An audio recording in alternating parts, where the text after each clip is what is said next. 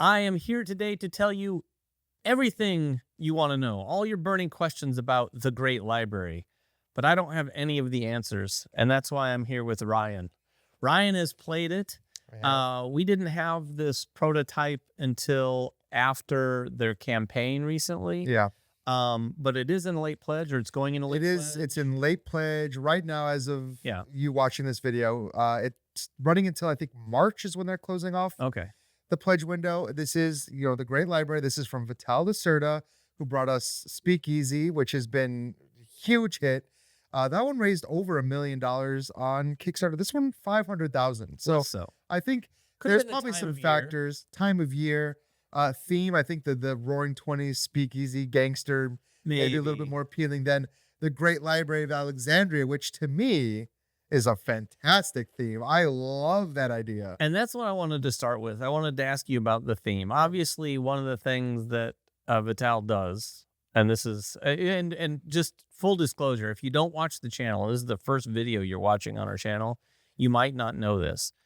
While I love Vital Lacerda as a person,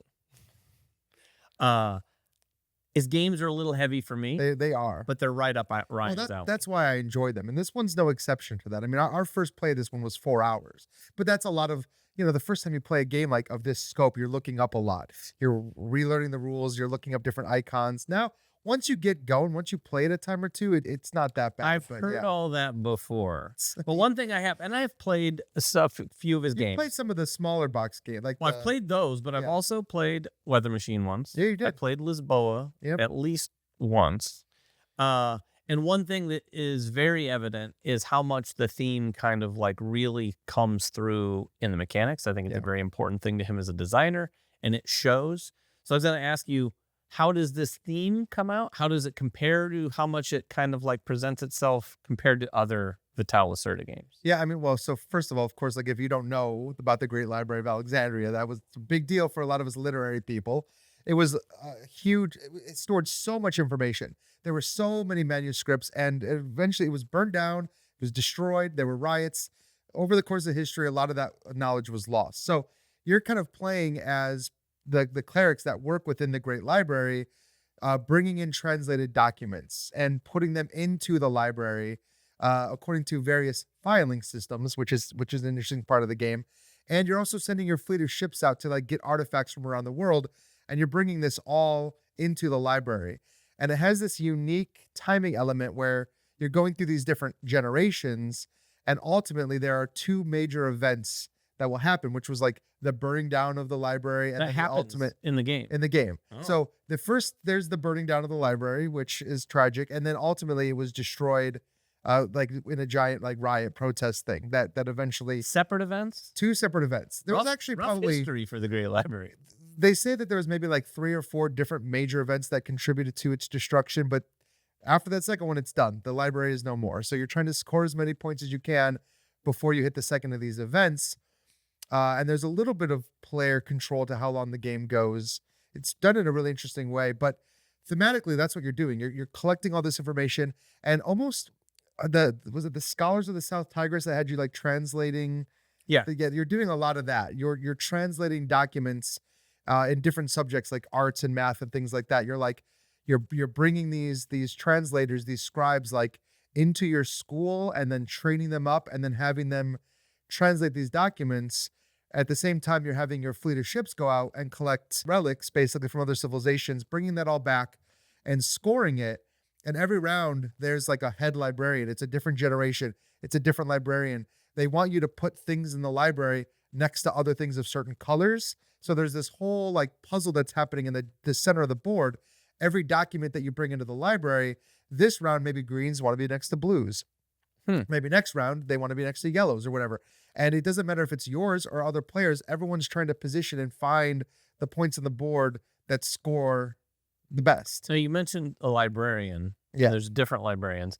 Is this librarian reminiscent of any of the others, like singular figures in some of his other games? No, well, not really. There's every round, there's like just a different like head librarian tile. And really, I see. So it's kind of a Yeah, it's just like a generic. The It's a rules scoring the rules condition. under which you're operating that round. Right. I see, It's I the see. scoring condition for that So round no is Sandra represented. type character or No, there is no Sandra type character, but there are like all of these scholars that you can bring into your little player area. And basically, you start the game with 2 workers, and you can get up to 3 more workers by bringing in these scholars from all across the world. And these are all actual, real people that operated and contributed to the library. It's got their little names on them, and you can go look them up if you want, things like that. so mechanically, Hmm. aside from it tying in thematically, what would you say is the core mechanic? Yeah, this is Do you call it's this interesting. oh, so this defies explanation? It kind of defies explanation. We've never seen anything quite like it. So what there is there's like 7 locations on the board, and you can think of each location as an action, kind of, Okay. but it's not really. Like there's the harbor where you can build more ships for your fleet. There's the port where you can send your fleet out. There's the school where you can get some guys there to train. There's the scribery or whatever where you're actually translating documents. So there's all these different locations, and they're all kind of spread out across the top of the board.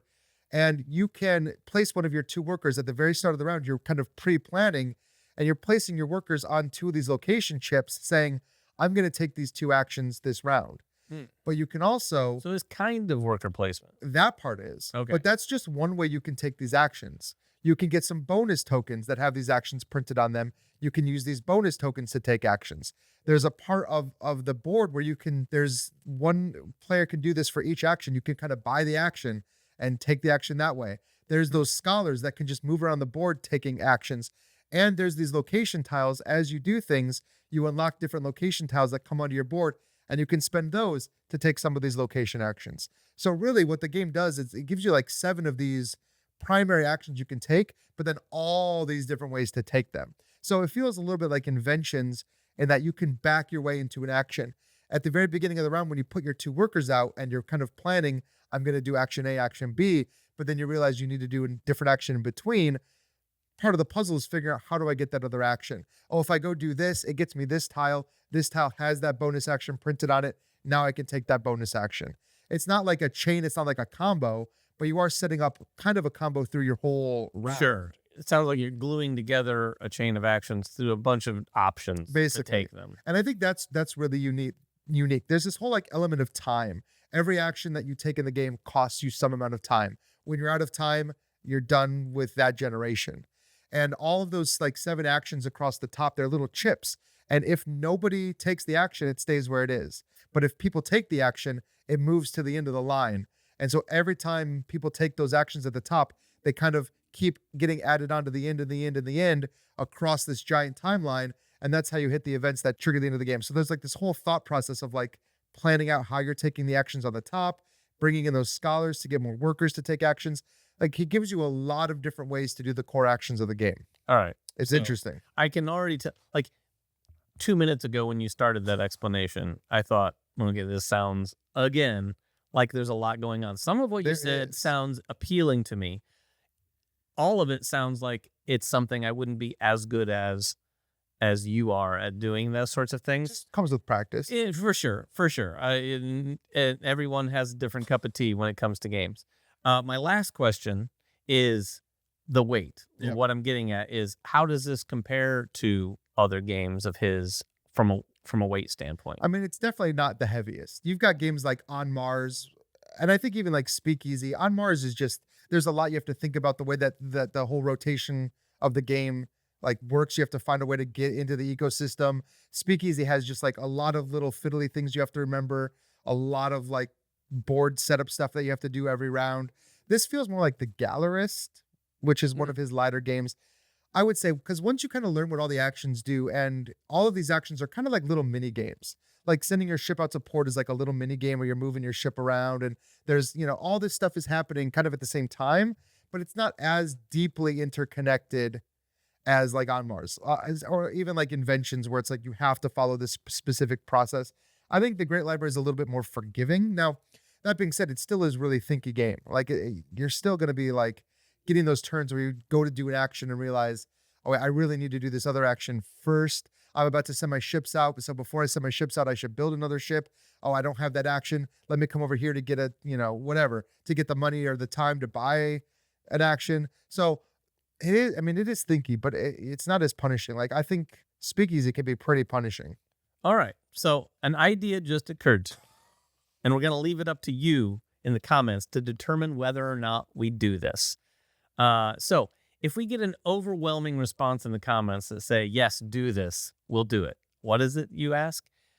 I think maybe we'll play this together, and then we could do a follow-up video where you're asking me Ooh, that would be great. about my experience with the game. I think out of all of Lacerda's games, like you might really like this one because because of it feels like there's so many things to do. It does sound like you were pitching it to me when you A little bit of a pitch. When I you do want you brought to up play it. scholars. Well, it has that same. Remember, it has that same kind of vibe of like of that translation, hiring the scholars, using them to translate documents. It's a cool process in this. Like everything is done, in a way that like you can just dip your fingers in a bunch of different stuff and still do okay, or you can like hyper focus on a thing and do okay with that as well. Well, we will consider it. So I think you should consider. here's your job. What we're going to contemplate is playing the game. I'll get into a game, maybe 2-player with Ryan, but maybe we might want to set up for at least 3 players. Sure. Probably. And we might do that. We then would, if we do that, we'll come back and we'll do another video kind of along these lines where Ryan is putting me to the test and asking me about my experience with the game. It might be a very short video. Make this happen because this sounds like a lot of fun to me. I would love to do. I would even campaign for you not to make it happen, but I'm not a giant. How long is the game? I mean, for 2 players, probably 2 or 3 hours. Okay, I could tell in the It's tone, a little bit long. I mean, I could tell in the tone of your voice that it was going to be long. you got the TH. First of all, there's Sure. going to be a lot of questions. I'll want to read the rules. If You we're might gonna want to play read. it. I will definitely want to read the rules. But anyway, that's what we'll consider doing. Let us know in the comments below if you really want that to happen, and you have to promise that you'll watch that video. I bet they would. I bet you would. This is a shameless request for you to watch our videos, by the way. But yeah, we'll try to consider that. And if you've played this or if you know about it, you probably haven't played it. But if you've seen it played with other, channels and whatnot, or if you follow the campaign or if you backed it, let us know what you think about the game. Yes. Let me know if you think Ryan was way off the mark on some of No, what he just I said think about the I'm. game. I Is it the honestly- heavy? Is it not the heaviest? Is not it the kind of heaviest. gallerist light? It's not. It's not Gallerist light, but it's more on that. It's more Gallerist than it is like on Mars or Inventions for sure. I'm starting to get to the truth here. No, it's not that bad. But anyway, let us know in the comments below. Until next time, make sure everyone has fun at the table, and we'll see you then.